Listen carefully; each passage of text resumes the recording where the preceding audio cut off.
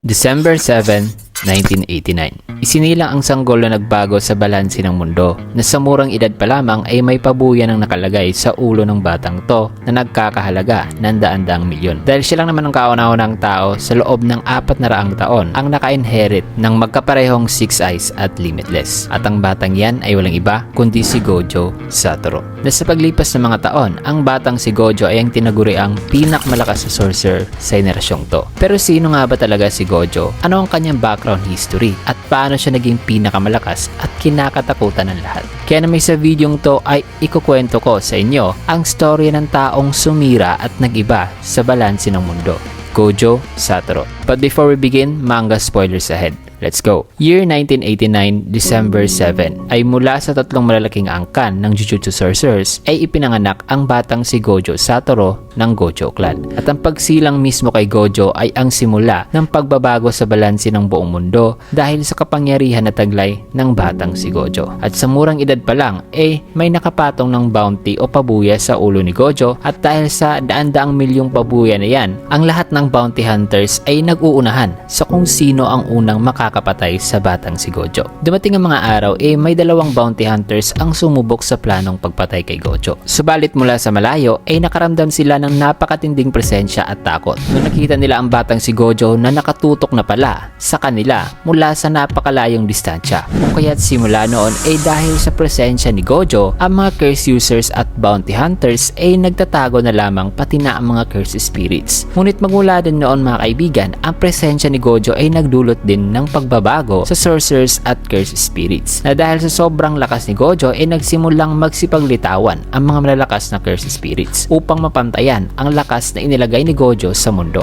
Dahil din dyan nagsimula na ring masilang ang mga sorcerers na nagtataglay din ng lakas na sinasabi pa ngang ang lakas na may potensyal na papantay kay Gojo. At ang mga sorcerers na yan ay sina Yuta, Hakari, Megumi, Yuji at iba pa. Ang batang si Gojo ay gumulat din sa lalaki na mula sa Zenin clan na si Toji Zenin. Dahil sa kabila ng pagkakaroon ni Toji ng zero curse energy na dahil dito'y natatago niya ang kanyang presensya, laking gulat ni Toji nung tinitigan lamang siya ng batang si Gojo na sa buong buhay ni Toji ay ang batang si Gojo lang ang nagbigay sa kanya ng pakiramdam na nakikita nito ang kanyang buong presensya. Pagkalipas ng ilang taon, August 2006, sa taong to si Gojo ay nasa 16 na taong gulang na at isang second year student ng Jujutsu Tech. Dito ay nakaklase ni Gojo si Shoko Ire at ang kanyang nag-iisang matalik na kaibigan na si Suguru Geto na nagtataglay ng curse technique na curse spirit manipulation. Sa panahong to, ang tandem ng dalawa ang pinakamalakas sa mundo. Kung kaya't silang dalawa ang nautusan sa isang misyon na escort ang isang babaeng nagngangalang Riko Amanai, isang star plasma vessel na kailangang emerge sa individual na nagngangalang Tengen. Kinakailangan kasi ni Tengen na ma-emerge sa isang star plasma vessel once every 500 years. Si Tengen mga kaibigan ay ang responsable sa paglalagay ng barriers sa buong Japan at sa Jujutsu Tech upang maprotektahan ito sa mga masasama. Kaya't isa itong napaka-crucial mission na kakailanganin talaga ni Gojo at Geto na protektahan ang babaeng si Riko mula sa mga organization na balak pumatay sa babae. Subalit hindi magiging madali ang mission mga kaibigan nang ang isa sa mga organisasyon na specifically ang Star Religious Group na gustong ipapatay si Riko nag-hire ng isang taong tinaguriang The Sorcerer Killer. Kapalit ang napakalaking pera na nakapatong sa ulo ng Star Plasma Vessel. At ang Sorcerer Killer na yan ay si Toji Zenin o Toji Fushiguro. Sa unang araw nagtagumpay sina Gojo at Geto na panatiliing ligtas ang buhay ni Riko. Day 2 nagpasya silang mag-banding-banding muna. Hanggang sa pangatlong araw na nakarating na sila sa Jujutsu Tech at pagod din si Gojo sa kaka-activate ng kanyang curse technique na Infinity, dito biglang nagbago ang lahat nang biglang dumating si Toji at nagawang masaksak si Gojo. Dahil dito kagad pinatakbo ni Gojo si Geto kasama si Riko para pumunta na sa Tomb of the Star Corridor na ang lugar na kinaroroonan ni Tengen. Nang sa ganun ay ma-emerge na si Riko kay Tengen at maging isa na ang dalawa. Habang naiwan naman sa eksena na si Gojo ay hinarap na ang taong may pisikal na kakayahan na higit pa sa isang normal na tao. Isang taong may superhuman ability. Sa simula ng kanilang labanan, halata nang nanganganib ang buhay ni Gojo hanggang sa nagawa ni Tojing masaksak ang leeg ni Gojo pati na ang noo nito na nagresulta sa kanyang pagkatalo. Samantalang dito naman sa loob ng Star Corridor later ay napagtanto ng batang si Rico na gusto pa niyang mabuhay at magipag-banding pa ng matagal kina Gojo. Dahil sa ang pag-merge o pag-iisa ni Rico at ni Tengen ay nangangahulugan kasing pag-e-erase na rin sa existence mismo ni Rico. Kung kaya't nagpa siya na lang si Geto na hindi na lang nila i-merge si Rico since na ito naman talaga ang plano nila ni Gojo. Kahit na masasabit sila dito dahil nilabag nila ang purpose ng mission. Ngunit ang di nila inaakala sa labas pala napatay na pala ni Toji si Gojo. Maya-maya pa biglang dumating si Toji sa eksena at pinatay ang batang si Rico. At dito nagsimula si Getong umatake. Subalit sa kamay ng taong blessed with heavenly restriction, si Geto ay nagawa ring matalo ni Toji. Dahil na nagtagumpay si Toji sa kanyang misyon at dinala ang bangkay ni Rico sa Star Religious Group. Matapos ang transaksyon na yan at nang papauwi na si Toji ay bigla namang may nakasalubong si Toji sa gitna ng daan. Isang bangkay na muling nabuhay at yan ay walang iba kundi si Gojo. Dito ay hindi makapaniwala si Toji sa kanya nakikita ngayon. Si Gojo ay natuto na palang gumamit ng reverse curse technique na siyang kanyang inactivate upang maihil ang sarili sa mga sugat na ikakamatay na sana nito. Sa moment na to ay sa huling pagkakataon ay naglaban na naman ang dalawa sa isa na namang patayan. Ngunit sa pagkakataong to, si Gojo ay nagkaroon na ng isang awakening at itinuro niya ang langit at lupa sabay sabing,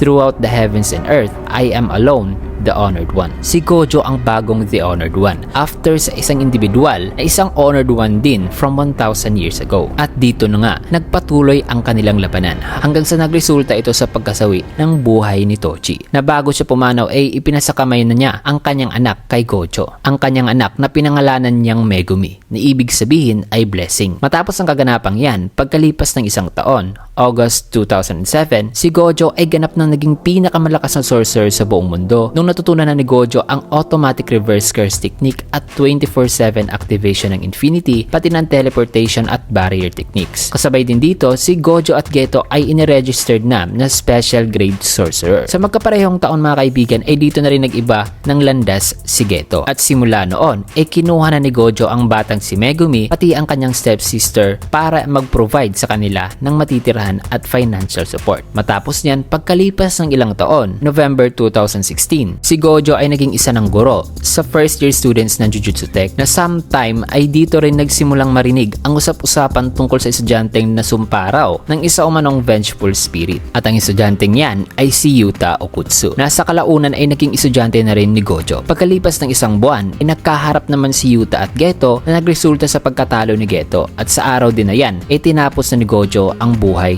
ni Geto. 3 years later, June 2018, nang kinain ng individual na nagngangalang Yuji Itadori ang isa sa mga daliri ni Sukuna, na dahil dito ay kinuha naman siya ni Gojo bilang kanyang estudyante at nagsilbi na rin protektor ni Yuji sa execution na isasagawa sana sa ating bida. Sa unang pagkikita ng mga kaibigan ay nakita natin ang unang paghaharap ni Gojo versus Sukuna. Simula din nung nakain ni Yuji ang daliri ni Sukuna ay nagsipaglitawan na rin ang mga disaster curse spirits na nakaharap nga ni Gojo ang isa sa mga to, kung saan ay pinakita ni Gojo sa curse spirit na si Jogo kung gaano kalayo ang kanilang agwat in terms of power. Fast forward sa Tokyo Goodwill event, nakita natin kung paano binura ni Gojo ang portion ng kagubatan gamit ang Hollow Purple. At October 31st, 2018, at exact 8:31 PM ay dumating si Gojo sa Shibuya nang bigla ang may nagcast ng isang curtain sa lugar. Sa pagbaba ni Gojo sa train station ay dito nagkaharap ang disaster curse spirits kasama ang death painting na si Choso laban kay Gojo. Dito ginamit ng mga curse spirit ang mga tao bilang hostage upang mapilitan si Gojong lumaban gamit ang physical lamang na abilities na meron ito, upang hindi madamay ang mga tao sa destructive curse technique na meron si Gojo. Subalit ang laban ay isang one-sided lamang na nagawa ni Gojong mapulbo si Hanami dahil na napatakbo si Jogo. At sa pagdating ni Mahito nung nagkakagulo na ang lahat dahil sa mga transfigured humans na pinakawalan din ni Mahito, ay dito'y napilitan si Gojong gamitin na lamang ang kanyang domain expansion at pinagpapatay ang 1,000 transfigured human sa loob ng 299 seconds. Patapos niyan ay i-deactivate na ng The Strongest ang kanyang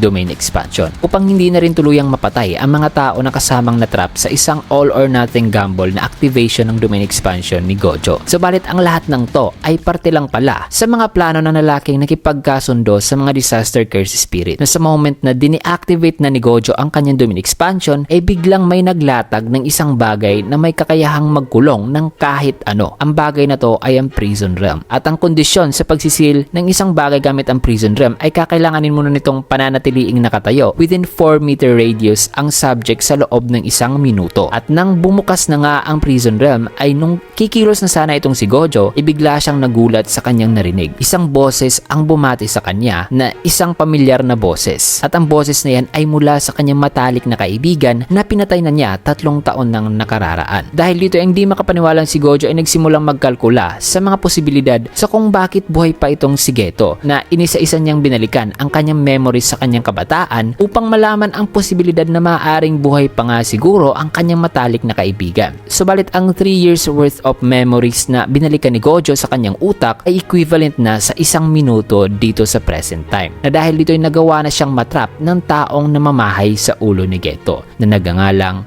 Kenjaku. At sa gabing to, si Gojo ay tuluyan ng nasil sa loob ng prison realm. 19 days later, marami ang nangyari na nagbago sa buhay ng ating mga bida, kung saan sinimulan na rin ni Kenjaku ang palarong Culling Game. At nung nakuha ng ating mga bida ang likod ng prison realm na sinasabing ang kabilang gate daw ng prison realm na ginamit ni Kenjaku noon, sa tulong ng sorcerer na nagangalang Angel ay nagawa nilang matulungan si Gojong makawala sa prison realm. Na sa pagbalik ni Gojo ay nakaramdam muli ng kaba itong si Kenjaku, at sa araw na to ay dito rin nakaharap ni Gojo's pangalawang pagkakataon si Sukuna, na sa ngayon ay nasa katawan na ni Megumi. Subalit ang paghaharap na to ay simula pa lang sa introduksyon sa paparating na labanan ng pinakamalakas, na ang pinakamalakas sa kasaysayan laban sa pinakamalakas sa kasalukuyan. At December 24, 2018, present time, matapos ang mahigit 1 buwan na preparasyon, ay nagkaharap na sa isang death match si Gojo at Sukuna, na ang labanan ay nagdulot ng napakalaking pinsala sa syudad. Isang makapigil hiningang labanan na susubok sa dalawa sa kung sino ang may tatanghal na pinakamalakas. Sa araw na to, si Gojo ay 29 na taong gulang na. Sa ngayon, si Gojo ay nakabawi na ng atake kay Sukuna, pero ang laban ay nagsisimula pa lang. At yan mga kaibigan ang buong timeline at history sa pinakamalakas na sorcerer sa buong mundo. Pero alam niyo ba ang kwento ng tinaguri ang pinakamalakas sa kasaysayan sa kung bakit nagkaputol-putol ang kanyang mga daliri at bakit siya ang isa sa sinabi ring The Honored One? Well, siguraduhin nyo nakasubscribe o nakafollow kayo sa channel natin or page upang malaman nyo ang storya o ang history ni Ryomin Sukuna. Dahil sa susunod nating video ay kukwento ko naman ang timeline at history ng King of Curses. Kaya dito muna natin tatapusin ng video, and I hope nagustuhan nyo ang video, na kung nagustuhan nyo naman can I get a like, and you can also share this video upang marami pang makakita. Maraming salamat, and see you guys again on my next video.